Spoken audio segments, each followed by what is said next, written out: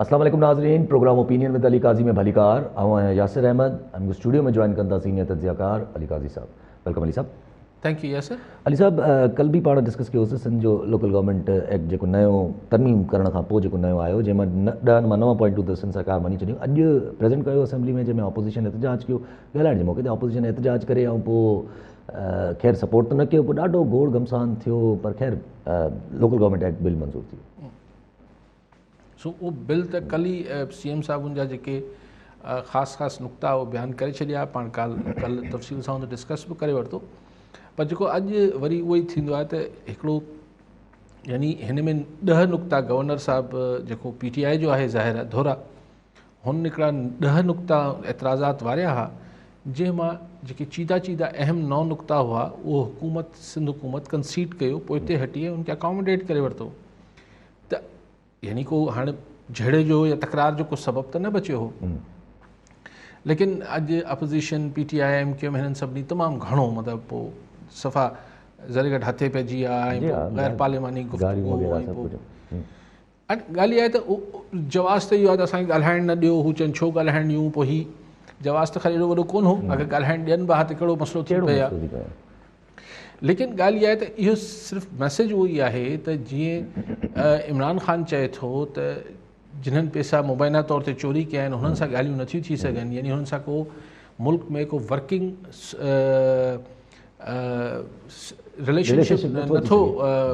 Relationship नथो develop करे सघिजे, यानी अपोज़िशन यानी नवाज़ लीग यानी पीपल्स पार्टी। त ईअं ई सिंध में अपोज़िशन जेका आहे उहो तय करे वेठी आहे ज़ाहिर पीपल्स पार्टी जी असेंबली हुजे या गवर्नमेंट हुजे, हुनजी ज़ाहिर मुखालफ़त करणी आहे।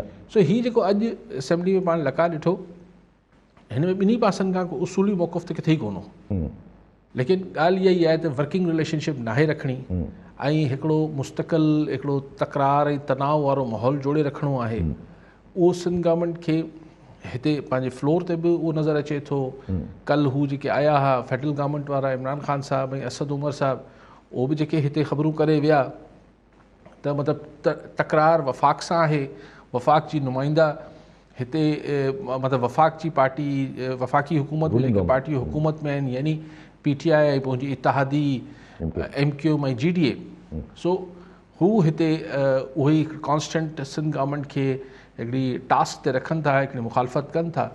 हिन में हासिल छा थो थिए, सिंध जे माण्हुनि खे छा मिली वेंदो, बरक़रार बहस आहे। ऐं सभु CM साहिबु उते जज़्बाती थिया। CM साहिब जा कुझु कॉमेंट्स आहिनि जेके आई डोंट नो कहिड़े तरीक़े सां CM साहिबु चवनि था त असांखे जेको आहे उहो मतिलबु चई हमें भी पाकिस्तान का हिस्सा समझा जाए, चई एॾो मतिलबु ऐसा ना किया जाए, एॾो चई हालात न ठाहिया वञनि जो असां मजबूर थी वञूं ऐं असां बि सोचणु लॻूं कुझु ॿियो करण लाइ।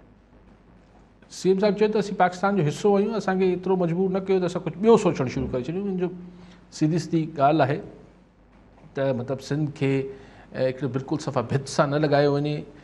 CM साहिबु ज़ाहिर आहे सिंध जा चीफ एग्ज़ीक्यूटिव आहिनि ऐं हू इहे सम्झनि था त जेको कुझु वफ़ाक़ करे पियो उहो सिंध जे रिसोर्सिस जो इशू हुजे, सिंध जी मैनेजमेंट यानी ब्यूरोक्रेसी ऐं ऑफिसर्स जी ट्रांसफ़र पोस्टिंग्स हुजनि, काफ़ी शयुनि में फेडरल गवर्नमेंट हिकिड़ो मुस्तक़िल प्रेशर रखियो अचे पई सिंध गवर्नमेंट ते।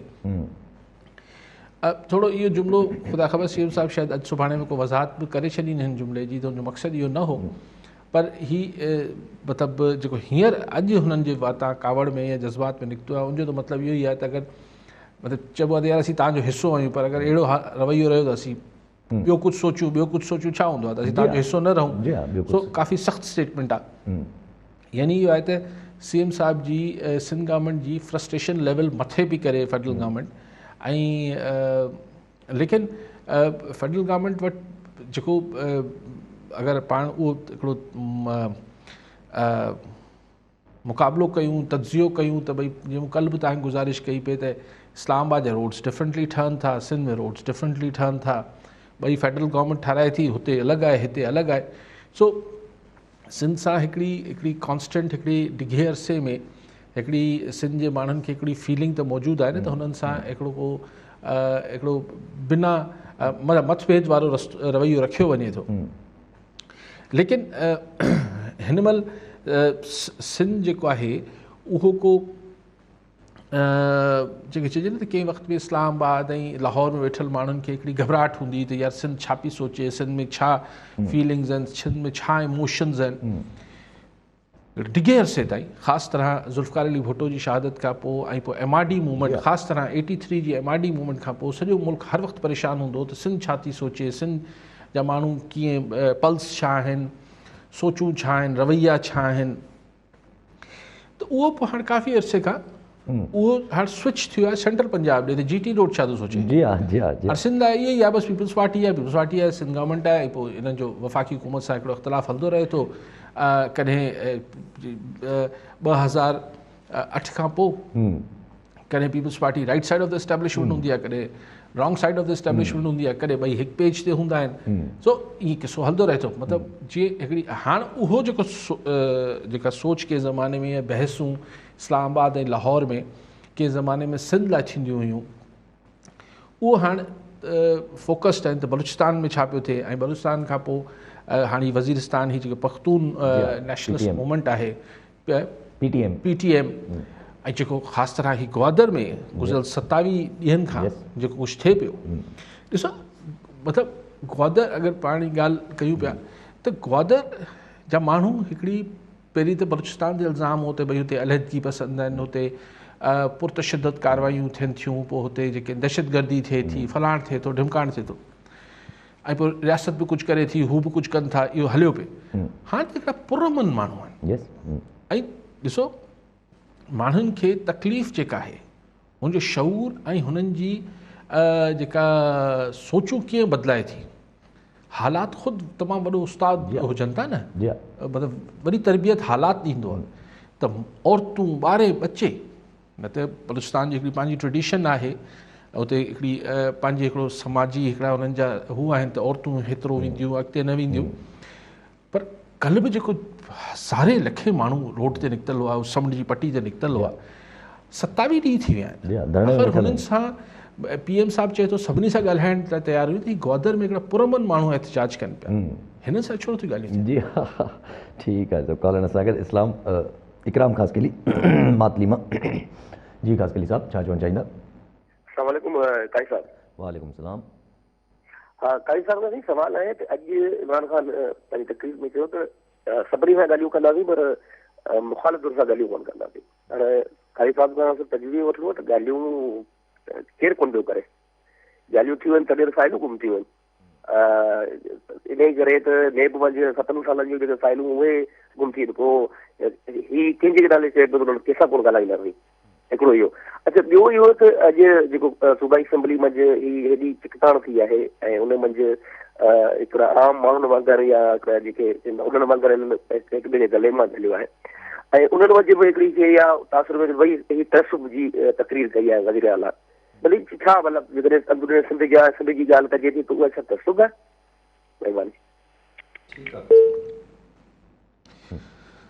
सही PM साहब त वज़ाहत कई न, हुन चयो त भई लेफ्ट यानी खाॿे धुर वारा साॼे धुर वारा सभिनी सां ॻाल्हाए सघां थो, बलूचिस्तान वारनि सां ॻाल्हाए सघूं था, वज़ीरिस्तान वारनि सां ॻाल्हाए सघां थो, यानी बलूचिस्तान में अलहदगी पसंदि, उते पश्तून वारा TTP सभिनी सां ॻाल्हाए सघां थो, पर जिन्हनि मुल्क जो पैसो लुटियो आहे उनसां नथो ॻाल्हाए सघां। त हाणे इन में ख़ासि अली साहब सम्झण त सवलो आहे, कंहिंजे लाइ बिल्कुलु नवाज़ लीग ऐं पीपल्स पार्टी लाइ चए पियो त अपोज़िशन सां न ॻाल्हाईंदुसि, जी हा त ॿी का ॻाल्हि करे ई कोन पियो। लेकिन सवाल इहो आहे त अगरि ख़ान साहब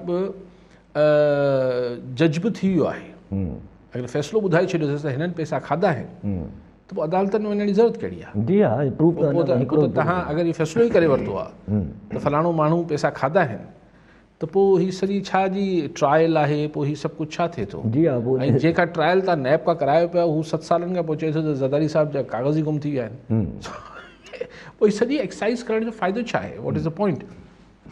सो हाणे ॻाल्हायूं ॼण हू ॻाल्हाइण लाइ राज़ी वेठा हुजनि PM सां, लेकिन इमरान ख़ान साहब वटि हाणे ईंदड़ इलेक्शन कैंपेन जॾहिं बि थिए थो, मिसाल 2022 में इलेक्शन थियनि था या 23 में, हुन वटि सवाइ हिन नुक़्ते जे ख़ान साहब वटि कुझु इलेक्शन कैंपेन में ॿियो कुछ आहे कोन त वो करप्ट थे, फिर मैंने उनका यूं किया, फिर माफियाज ने मुझे कामयाब नहीं होने दिया लेकिन मैं नहीं छोड़ूंगा, मैं अगली दफ़ा आऊँगा तो मैं यूँ कर दूँगा, या इन फ्यूचर ऑफर करण लाइ बि कोई कुझु कोन्हे। न इहो ई हूंदो त इनको नहीं छोड़ूंगा, बस एग्जैक्टली करप्ट लोगों को नहीं छोड़ूंगा, उल्टा टांग दूंगा। इहो ई ईंदो। सभु जेको बिल त पास थी वियो उन खां पोइ अॼु MQM जेका आहे उहा कराची में APC कोठाई हुई, जंहिंमें PTI बि आहे, जंहिंमें जमात इस्लामी बि आहे, जंहिंमें PMLN बि आहे। APC में जेके ॻाल्हियूं ॿाहिरि अचनि थियूं पियूं टोटली फोकस्ड, हिकु त ॻाल्हि उहा फोकस टू कराची आहे मोर और लेस, चाहे उहो PML हुजनि चाहे PTI हुजे। पर ॻाल्हियूं वरी 18th अमेंडमेंट ते बि निकितियूं आहिनि त ज़रूरत खां वधीक जेको आहे उहो अख़्तियार ॾिना विया आहिनि CM खे। ऐं मुफ्ता इस्माइल साहिबु चवनि था त जेको आहे उहो जेसि ताईं CM साहिब खे पावरफुल रहंदो तेसि ताईं नाइंसाफ़ी रहंदी। ऐं अगरि कराची जे माण्हुनि खे मतिलबु हुननि कराची लाइ चयो आहे त कराची जा जेके फ़ैसिला आहिनि उहे कराची जा माण्हू ई कनि।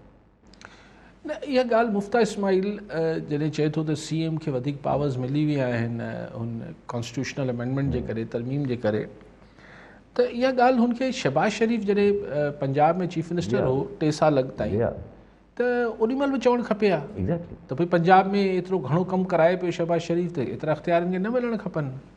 ओॾीमहिल नवाज़ लीग खे इहो होश ई न पियो आयो।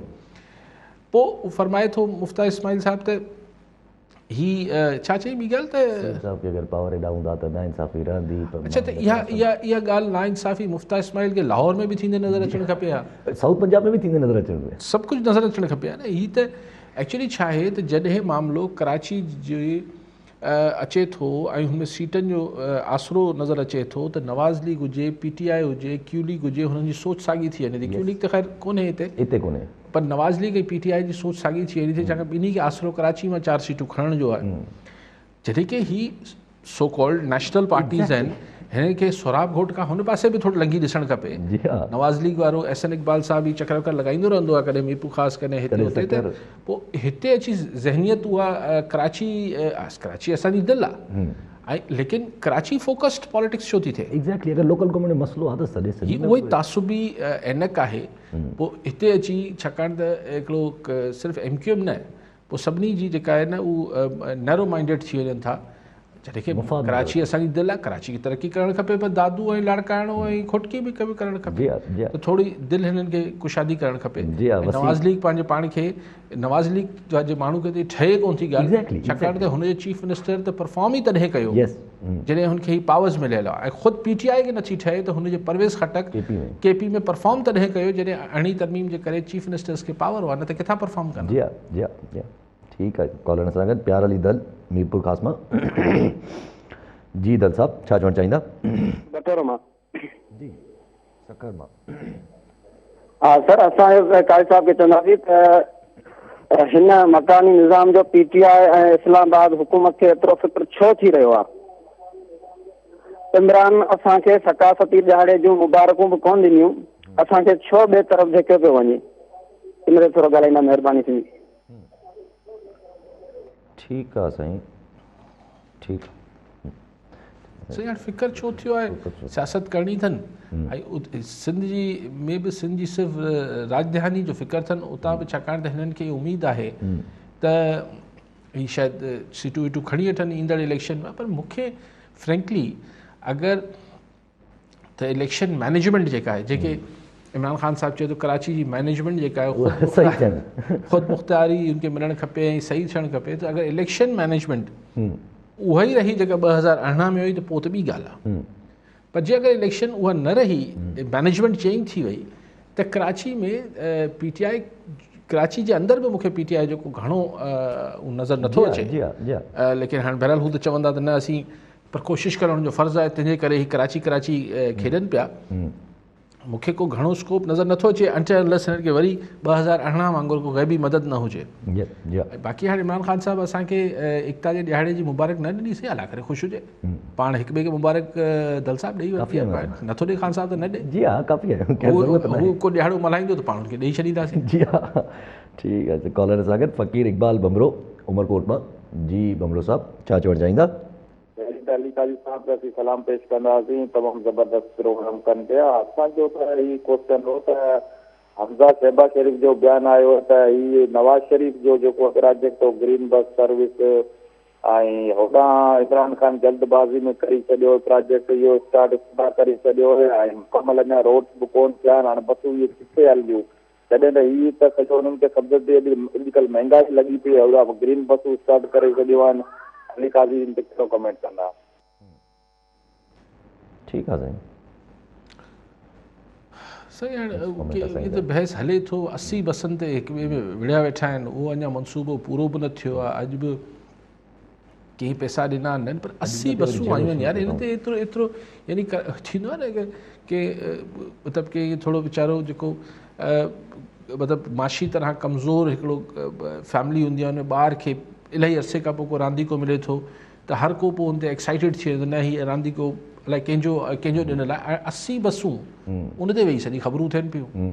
ऐं नवाज़ शरीफ़ साहिबु हो प्राइम मिनिस्टर, त हिन खे हरूभरू मोटरवे कयूं जेको कराची हैदराबाद जे विच में आहे, जेको बि आहे हाईवे आहे, जी हा, पर उहो बि कंप्लीट न हो जेॾी महिल हू इफ़्तिताह करे हलियो वियो। अञा ताईं बि कंप्लीट न आहे, साइड सां हो जेके पर हाणे हू मुश्किलात त कोन्हनि न, हीअ बि अञा कंप्लीट ई कोन्ह थियल आहे, हीअ जेका ग्रीन बस आहे अलाए ब्लू बस आहे, लेकिन बसि हिन ते वरी ख़ुशि लॻा वेठा आहिनि। जी बस ख़ुशि थियणु खपे हेतिरे नंढे हुन ते। ठीकु आहे सर। ऐं जब अॻिते हलूं त लोकल गवर्नमेंट जी ॻाल्हि हली असांजी सिंध जी, त Sindh local government act pass करे छॾियो, पंजाब बि अॼु ऑर्डिनेंस साइन करे छॾियो। पंजाब में इंट्रस्टिंग लोकल गवर्नमेंट ऑर्डिनेंस खणी आया आहिनि, जंहिंमें हू पहिरियों चकर पाकिस्तान में EVM जो इस्तेमालु करणु वञनि था पिया। ॿी त मेट्रोपॉलिटन कॉर्पोरेशंस, 9 मेट्रोपॉलिटन कॉर्पोरेशंस ठाहियूं, जंहिंमें 9 ई में डायरेक्टली इलेक्टेड मेयर हूंदो। ॾिसो हाणे मूंखे ख़बर न आहे इलेक्शन पंजाब में कॾहिं 3 महीननि खां पोइ आहे, 6 महीननि खां पोइ आहे? जी हा, कुझु हाणे ई आहे बसि। हाणे उहो डेट ख़बर पए न यासर, त पोइ पाण खे अगरि हीअ 3-4 महीननि में आहे त 3-4 महीननि में पंजाब में अप्रैल में शायदि अप्रैल या 21 तारीख़ जीअं। अच्छा, त हीअ 3-4 महीननि में ही किथां एतिरी मशीनूं ईंदियूं, लखे मशीनूं। पंजाब को नंढो सूबो त कोन्हे, पाकिस्तान जी वॾो सूबो आहे। ॿी ॻाल्हि इहा आहे त MPA MNA जी जेके बूथ्स ठहनि थियूं, पोलिंग बूथ ठहनि थियूं, उहो त वरी बि के निस्बतनि हिकिड़े वॾनि ॻोठनि में या वॾनि स्कूलनि में ठहनि थियूं। हीअ जेके काउंसलरी जा इलेक्शन थियनि था या UC जा इलेक्शन थियनि था, उहो त अलाए हुननि जा बूथ त किथे नंढा का ठहियल हूंदा आहिनि, वार्ड अलाए किथे ठहियल हुजनि था। उते जेको आहे हीअ किथां वञी polling EVM electronic voting machine लॻाईंदा, ऐं केरु हुनजी सार संभाल लहंदो, अलाए छा था चाहिनि। त हिकिड़ी जीअं न बसि हिकिड़ी तिरी ते बहस था कनि, त भाई थोरो हौसलो कयो, ॾिसो त सही त हीअ मुमकिन बि आहे या न आहे, ऐं पोइ हिन में एॾा ख़राबियूं निकिरी ईंदियूं, एॾा तमाशा थींदा, जो ख़ुदि हिननि जो ई नरेटिव इमरान ख़ान जो जेको आहे त भई ईंदड़ इलेक्शन असीं EVM ते कंदा, माण्हू चवंदा भई हिन खां पोइ पंहिंजो ई केस कमज़ोर कंदा। सो आई डोंट नो छा तकड़ कहिड़ी अथनि। बाक़ी डायरेक्ट इलेक्शन में आउं सम्झां थो त अगरि इलेक्शन फेयर थिया त नवाज़ लीग हिन खे धोए लाहींदी पंजाब में। एग्जैक्टली, अगर डायरेक्ट इलेक्शंस करायूं त डायरेक्ट इलेक्शन में मूंखे डायरेक्ट इलेक्शन जो मतिलबु इहो थी वञे थो त ॾिसो उन में को जॾहिं MPA लेवल जो माण्हू एग्जैक्टली न, हाणे तव्हां सम्झो त हिकिड़ो जॾहिं MPA ऐं मतिलबु जेका जोड़ी ठहंदी आहे न, पेयर्स ठहंदा आहिनि, त चइबो आहे हिकिड़ो MNA हुनजे हेठि 2 MPA। हाणे हिकिड़ी पार्टी जा ही 2 ॼणा पैसा बि पूल इन कंदा आहिनि, माण्हुनि ते बि ॿार रखंदा आहिनि, पोइ हीअं करे हिकिड़ी 2 ॼणा गॾिजी सॼी इलेक्शन वणंदा आहिनि। हाणे लाहौर जो मिसाल मूंखे ख़बर आहे घणी सीटूं आहिनि, अलाए केतिरी नेशनल असेंबली सीटूं मिलाए करे हाणे हिकिड़ो तक हूंदो। हाणे हू हिकिड़ो माण्हू सॼे लाहौर में हलंदो, लाहौर मतिलबु नंबर 2 शहर आहे, कराची खां थोरो ई नंढो रहिजी वियो आहे, इहो जो हलंदो त हिन जा माण्हू त वोट कढाए केतिरा अची वेंदा। हिन जी चाहे नवाज़ लीग हुजे या PTI, ये जेको थियो न माण्हू वर्कर हे हो हेठां यूनिट जा, लेकिन बेसिकली ही पॉपुलर वोट निकिरंदो जेतिरो निकितो। अगरि पार्टी मोबिलाइज़ेशन थी त डायरेक्ट इलेक्शन में जेको आहे लाहौर या ही जेके आहिनि हिते पॉपुलर वोट जेको बसि न कारकुन आहे न कुझु आहे, माठ करे वञी वोट ॾींदो, उते नवाज़ लीग सां ॾुखियो थी पवंदो हिननि खे मुक़ाबिलो करणु। लेकिन मूंखे इहो सम्झायो त जेको मेयर लाहौर में मिसाल अगरि ईअं तकड़ में ईअं ग़लति बि थी सघां थो, मिसाल अगरि 10 लख वोट खणी अची वियो, 8 लख वोट खणी अची वियो, खणी सघे थो, ठीकु आहे न, खणी त सघे थो न, त हिकिड़े MNA जी सीट ते माण्हू 70-80 हज़ार वोट खणनि था, त अगरि हू 8 या 10 लख वोट खणी लाहौर जो मेयर थी वियो त सुभाणे चीफ मिनिस्टर पंजाब खे पुछंदो?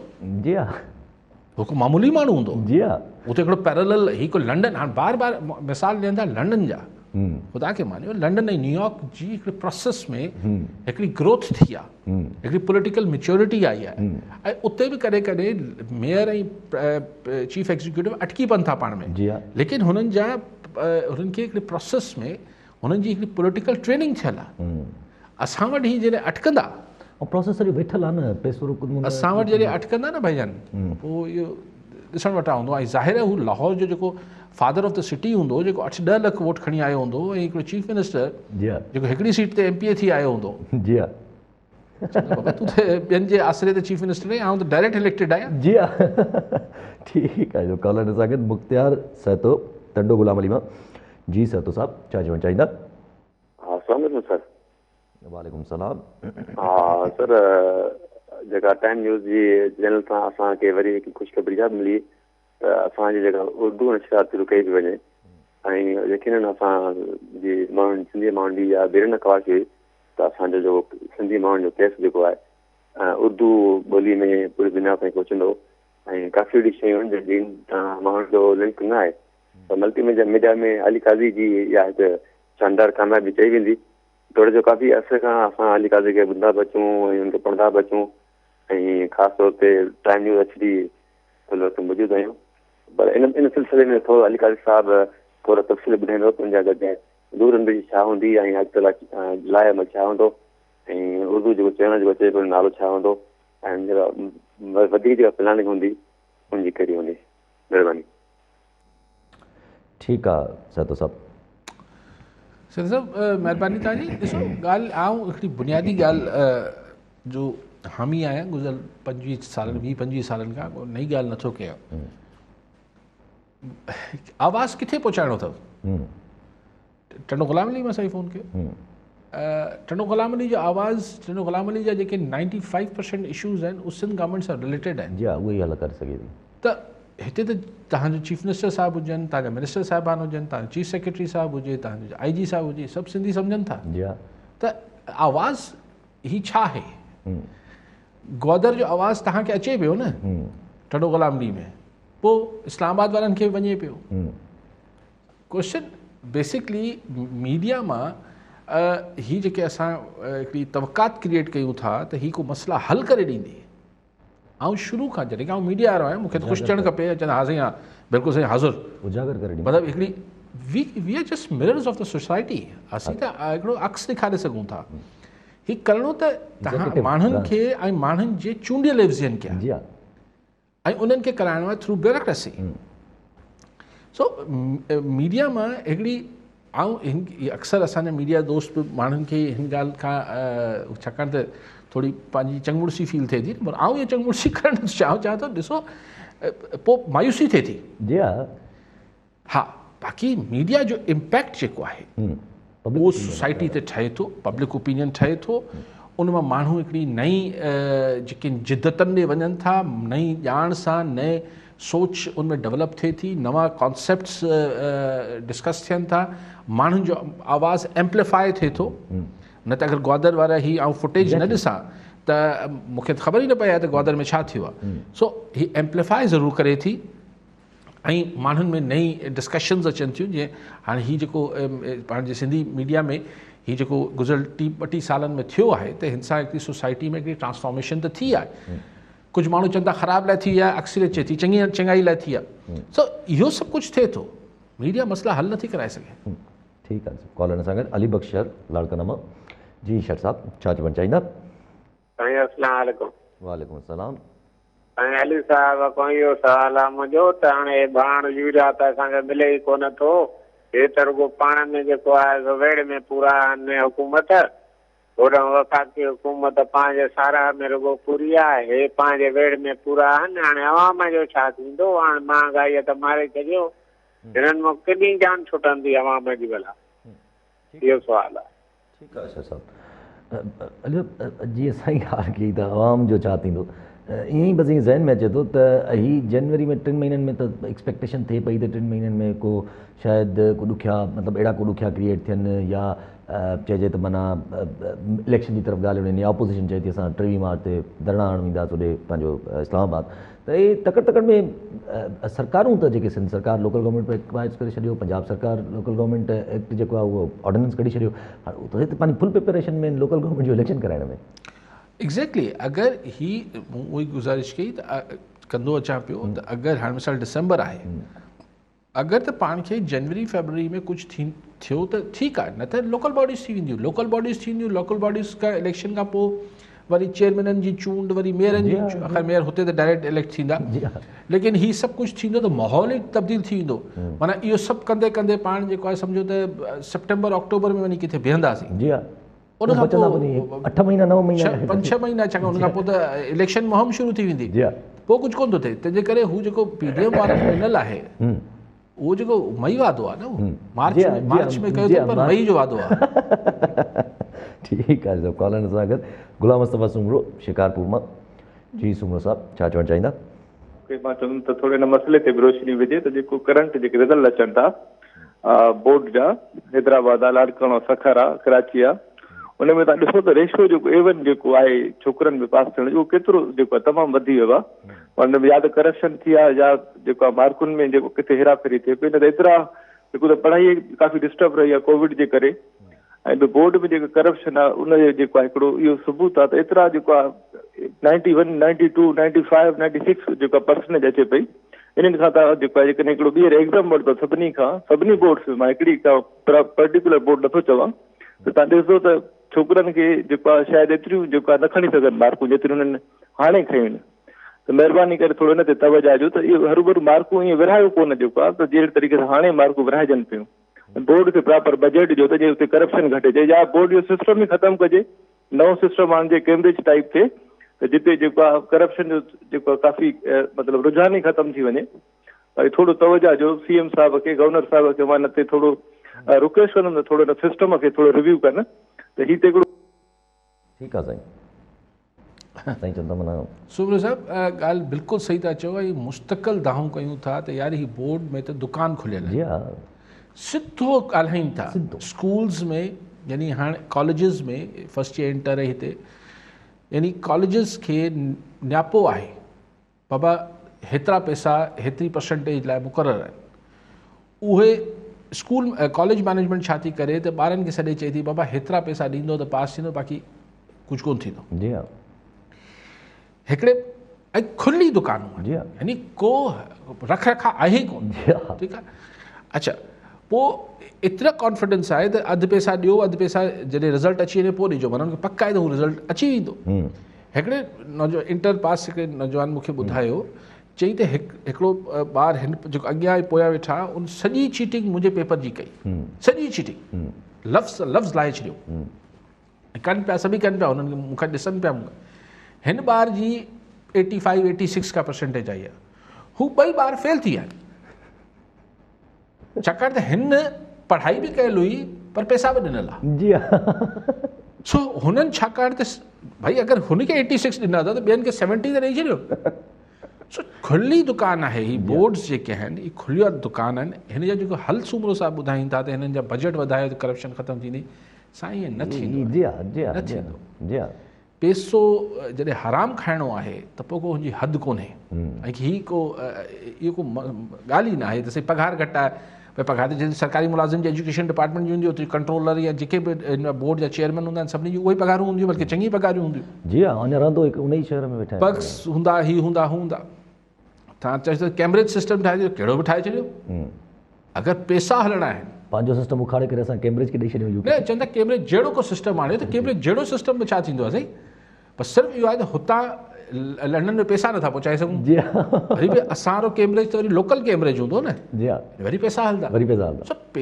एतिरी खुलियल दुकान आहे पर जेको साईं चए था मार्कूं विरहायूं न पियूं वञनि मार्कूं विकिरो थियनि पियूं जी हा जी हा इज़ अ डिफरेंस जी हा ऐं विकिरो थियनि पियूं त हिन विकिरे खे जॾहिं गवर्नमेंट हथु विझे पर ज़ुल्म थिए पियो जी हा तमामु घणो ठीकु आहे कॉलर सां गॾु मीर खादिम रज़ा टालपुर पीरगुल मां जी टालपुर साहब छा चवणु चाहींदा ऐं सलाम अलैकुम। वालेकुम सलाम। अर्ज़ इहा त सही पंहिंजो इमरान ख़ान साहिब जन जेको आहे सो कल्ह पंहिंजो जीअं ई हिन में इफ़्तिताह कयो आहे ग्रीन लाइन बस जो जेको आहे उन खां पोइ ॾाढियूं रड़ियूं वाका ॿियो टियों मसइला ॾाढा सम्झ में पिया अचनि जेके तमामु घणा थी विया आहिनि। हिकिड़ा हिननि जो इहो मक़सदु त न आहे त जेको आहे हिकिड़ा माण्हू जेकॾहिं कोई गवर्नमेंट करे थी वञे स्टार्ट त उहो ॿी गवर्नमेंट अची पूरो न करे। चाहे मुस्लिम लीग जो नवाज़ ग्रुप जो फलाणे जो टीरे जो मनसूबो घणो पैसा त कोन्हे खणी आया, अवाम जो पैसो आहे, अवाम जा मसइला आहिनि। इहो जेकॾहिं अवाम खे सहूलियत थी मिले त सभिनी खे ख़ुशि थियणु खपे, रोड़ो अटकाइण त न खपे, जेको आहे जहिड़ो त न करणु खपे। जेको आहे अॼु सिंध में जेको पंहिंजो रही असेंबलीअ में तमाशो थियो आहे, हथे विड़ी पिया आहिनि पाण में, लतूं बुकूं जड़ा ठोशा सम्झ में नथो अचे त पीपल्स पार्टी जेका पाण खे चवनि था त असां वॾा पंहिंजो पार्लिमानी माण्हू आया आहियूं, असां त वधीक सभिनी खां बहितरीन माण्हू आया आहियूं, बिल्डोज़ त पाण बि था कनि हर शइ खे, जेको आहे सो कंहिंखे शइ खे त छॾनि ई कोन था पिया। टाउननि जी हिसाब सां कयो अथऊं, जेको आहे टाउन कयो, ॿियो टियों कयो। हालत त तव्हां ॾिसो अची साईं, हिकिड़ो रुपयो ख़र्च कोन थो थिए। हिन जा एडमिनिस्ट्रेटर जेके वेठा आहिनि, कोई सफ़ाई जो इंतज़ाम कोन्हे को, नालियूं वहंदियूं पयूं, शहरनि जी तबाही थी वई आहे, सभु शइ ख़तमु थी वई आहे। आख़िर निज़ाम जो को सिस्टम त थियणु त खपे न साईं, जेको आहे जेका शइ चइजनि थी। जी ठाकुर साहब। साईं ठाकुर साहब पाण को सॼो पंहिंजो ॾेई छॾियो, ठीकु आहे के हद ताईं, लेकिन बिल्कुलु पैसा त को घरां खणी नथो अचे, पर ॻाल्हि इहा आहे त ॿिए जी धुन त माण्हू चोरी न करे न। ॻाइणो आहे त पंहिंजो कुझु ॻाइजे, चइजे यार कहिड़ो तुंहिंजे घरां थी वञे धुन ते असीं जेका उहो पंहिंजो कलाम फिट था करे वठूं, चओ भई न पराई धुन ते पंहिंजी शाइरी रखी वठिजे। सो ॻाल्हि इहा आहे त अगरि नवाज़ लीग त ॻाल्हि इहा न आहे त हीउ इमरान ख़ान खे हक़ न आहे त उहो इफ़्तिताह न करे, लेकिन इहो ज़िद करणु त न, इहो नवाज़ लीग शुरू ई न कयो, अजाई ॻाल्हि आहे। अच्छा नवाज़ लीग वारनि जी बि अजाई ज़िद आहे त न सही, छाकाणि त असां शुरू कयो त इन करे असीं इफ़्तिताह कंदासीं, तव्हां कीअं कंदो भई गवर्नमेंट कंदी। ऐं लेकिन 80% अची विढ़िया आहिनि मीर साहब, मूंखे त ॻाल्हि सम्झ नथी अचे त को ॿ टे सौ बसूं अची वञनि हा, को पूरो सॼो प्रोजेक्ट तयारु थी वञे हा, को सुकून मिले हा, कराची जी जेका ट्रैफिक खे को ब्रीदिंग स्पेस मिले हा। हीउ जेको पोल्यूशन आहे इन्वायरमेंट जो जेको सॼो इन बसनि ऐं हिन जे करे आहे, जेका ट्रैफिक जी तूफ़ान बदतमीज़ी आहे, को इहा ख़तमु थिए हा त पाण बि को चऊं त वॾी ॻाल्हि थी, भले विड़ो क्रेडिट कंहिंखे थो वञे, मुंहिंजी तरफ़ां भले सभु क्रेडिट जी सभु खणी वठनि। ठीकु आहे, अॻिते हलूं था पिया त इस्लामाबाद हाई कोर्ट में कल्ह ॿुधणी थी, उनजे जेका पहिरियां बि असां डिस्कस कयो आहे त हिकु त चयो वियो आहे त 13 तारीख़ एफिडेविट जेको आहे उहो तव्हां सबमिट कराईंदो राना शमीम साहब खे, जेके GB गिलगित बल्तिस्तान जा अॻूणा चीफ इंजीनियर, उहो केस थियो हुयो एफिडेविट आउट थियण जो, त उन ते कल्ह ऑर्डर में जेके कमेंट्स आहिनि उनमें इहो आहे त इस्लामाबाद हाई कोर्ट जा जेके चीफ जस्टिस आहिनि, जस्टिस अतर मनल्ला साहब चवनि था त बज़ाहिर इहो नज़र अचे थो त राना शमीम जेको आहे उहो एफिडेविट लिखियो, एफिडेविट उते सील करायो ओर्थ कमिश्नर खां, ऐं उहो ॿाहिरि न कढियो, माना ओर्थ कमिश्नर या त ॿाहिरि कढियो आहे, ऐं ॿी ॻाल्हि हुननि चयो त हुननि पब्लिश करण लाइ बि न चयो आहे, तंहिं करे अंसार वासी साहब या मीर शकील रहमान साहब, इहे जेके बि आहिनि जिना बि नाला आहिनि हिन में, उन्हनि जे मथां हुनर्स करे थो, छो जो ऐं उन्हनि जा जेके कमेंट्स आहिनि उन्हनि खे इस्लामाबाद हाई कोर्ट एवेसिव जो टर्म ॾिनो आहे, यानी कि बचाइण जी पाण खे कोशिशि करण जो टर्म ॾिनो। ॾिसो पाण हिन ते त यासि नथा कमेंट करे सघूं न, इस्लामाबाद हाई कोर्ट जज साहिब आहिनि, जुडिशरी जा फ़ैसिला आहिनि, पाण त हिकिड़ी हिन खां हटी करे जनरल ॻाल्हि करे सघूं था त मूंखे ख़बर न आहे त ज़िम्मेवारी कंहिं ते आहे कंहिं ते न आहे। मिसाल अगरि हिकिड़ो ख़त प्राइम मिनिस्टर साहिबु लिखे हिकिड़े चीफ मिनिस्टर खे, या चीफ मिनिस्टर लिखे प्राइम मिनिस्टर खे, जंहिंमें कुझु नाला बि हुजनि, जुडिशरी जी ॻाल्हि नथो कयां, कुझु ॿिया नाला हुजनि, उहो ख़त के सूरत के ज़रिए वठां अख़बार वारो हथु करे वठे ऐं उहो हलाए छॾे, त छा ही जर्नलिस्टिक खां इख़लाक़ियात खां ॿाहिरि का ॻाल्हि आहे, पब्लिक डोमेन में शयूं थियनि थियूं। हुन अगरि अहिड़ो एफिडेविट मौसूफ़ राणा शमीम साहिबु लिखियो आहे ऐं भले चए थो त मुंहिंजी ज़िंदगी खां पोइ मतिलबु हयाती खां पोइ आउट कयो वञे, त हू छाजे लाइ रखियो अथसि? अगरि हुनखे सदाईं ख़ुफ़िया रखिणो आहे त पोइ त लिखण जी ज़रूरत कहिड़ी हुई। लेकिन आउं जेको मामिलो कोर्ट में आहे आउं ते नथो कमेंट कयां, आउं हिकिड़ी जनरल ॻाल्हि कयां थो त असां वटि उअं ई हिकिड़ो जेको फ्रीडम ऑफ प्रेस आहे, हिन 3.5 सालनि में, उअं त असां वटि डिक्टेटर्स आया, हुननि जेको कुझु कयो सभु कुझु थियो, पर हिन 3.5 सालनि में हिकिड़ो जेतिरो डीमोरलाइज़्ड आहे, पोलराइज़ बि ॾाढो कयो वियो आहे, पोलराइज़्ड आहे, पर उहो सॼो जेको थियो आहे जीअं बि मैनेज थियो आहे, जेतिरी मीडिया हिन दौर में डीमोरलाइज़ थी आहे ओड़ी कॾहिं न थी आहे। सो आई ख़ान साहब जेको आहे ख़ुदि सभिनी खां वॾो बेनिफिशरी आहे फ्री मीडिया जो। हिकिड़े ज़माने में मीडिया हिन जी ईअं कहाणी ॻाईंदी हुई इमरान ख़ान साहब जी ॼण मीडिया जो कैंडिडेट हुजे। जी हा, बाक़ाइदा डिस्क्रेडिट कयो वेंदो ॿियनि कैंडिडेट्स खे। सो लेकिन बहरहाल मीडिया के हिन सॼे माहौल ऐं प्रोसेस मां माज़ी में बि उहे हिकिड़े प्रोसेस मां निकिता आहिनि ऐं आउं चवंदो आहियां त हीउ जेका टको पैसो फ्रीडम ऑफ प्रेस आहे हीअ कंहिंजी महिरबानी न आहे। प्रेस जेको आहे उहो ठूठू हणी पंहिंजे पाण खे कॾहिं कॾहिं हितां हुतां कुझु न कुझु हासिलु कई आहे, बहरहाल प्रेशर ट्रमेंडस आहे। ठीकु आहे सभु अॻिते हलूं।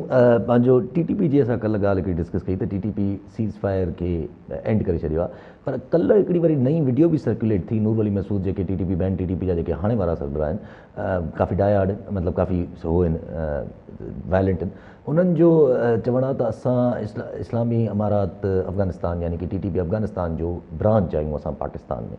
त पोइ अॼु वरी TTP अफ़गानिस्तान जे पंहिंजा जेके स्पोक्स पर्सन आहिनि हिन ॻाल्हि खे सिरे खां डिनाए करे छॾियो आहे, न बाबा असांजी का तालुक़ न आहे हिननि सां।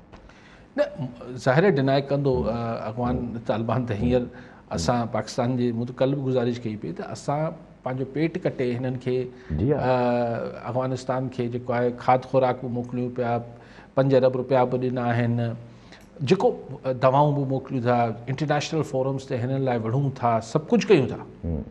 उनखां पोइ हुते हिकिड़ा 10, 20, 50, 100, 200 दहशतगर्द आहिनि TTP जे नाले में, कहिड़े बि फैक्शन सां उनजो तालुक़ु हुजे, हू असांखे अफ़गान तालिबान चवनि था हिन सां वेही ॻाल्हियूं कयो। यार एतिरो त जॾहिं अच्छा अगरि अफ़गान तालिबान इहे चवनि था त न ही 100-200 माण्हू हिन खां ॾाढा आहिनि त इहा ॻाल्हि ग़लति हूंदी। जॾहिं ही नेटो फोर्सिस सां विढ़ी पिए सघिया अफ़गान तालिबान, त ही पाकिस्तान जी जेका अफ़गान ही जेके TTP आहिनि हिननि खे नास नथा करे सघनि छा? उन लाइ असांखे सम्झायो वञे थो हिन सां ॻाल्हियूं कयो, असांजा हिकिड़ा कस्टम आहिनि, असांजा फलां रवाज आहिनि, ढमकाइण आहिनि। क्वेश्चन इहो आहे त भाई तव्हां वटि ही महिमान थी त न आया, ये हितां दहशतगर्दी करे हुते वञी पनाह वरितो।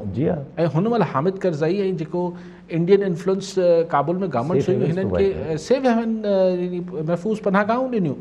हाणे असांखे उहो तव्हां चओ था त हिन सां वेही ॻाल्हियूं कयो। मूंखे ऑनेस्टली ही जेके बि आर्ग्यूमेंट्स ॾियनि था त साईं असांखे ॻाल्हाइणु खपे, अॼु फलाणा आहे सुभाणे हीअं थींदो परी हीअं थी वेंदो, ॻाल्हि इहा आहे त हू जेके बि दहशतगर्द आहिनि, अगरि अफ़गान तालिबान तव्हां सां एतिरी बि हिकिड़ी बेसिक ॻाल्हि ऐं हू सभु TTP वारा इंडियन कनेक्शन जा माण्हू आहिनि। जी हा, नो डिनाए दे। पर हाणे ॻाल्हि इहा आहे त अफ़गान तालिबान सां असांखां ई डू मोर कराइनि पिया, पाण त कुझु नथा कनि। एग्ज़ैक्टली, जी हा, इहो वॾो सुवाल बरक़रार आहे।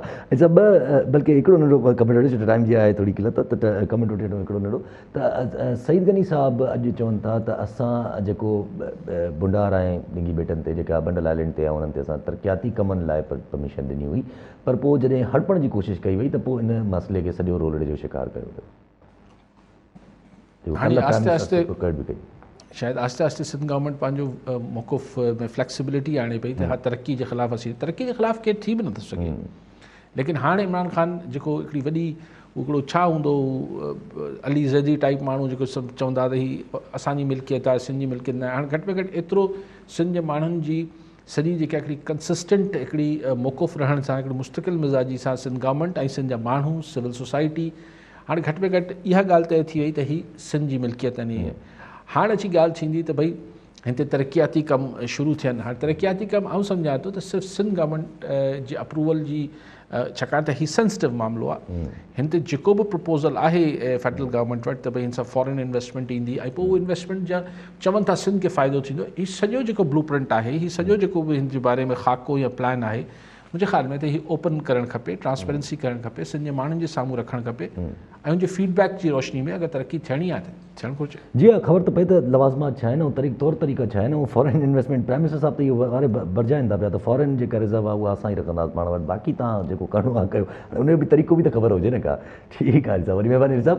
नाज़रीन, अॼु जे प्रोग्राम जो पूरो थियो, वरी मिलंदा ईंदड़ प्रोग्राम में। दुआ में।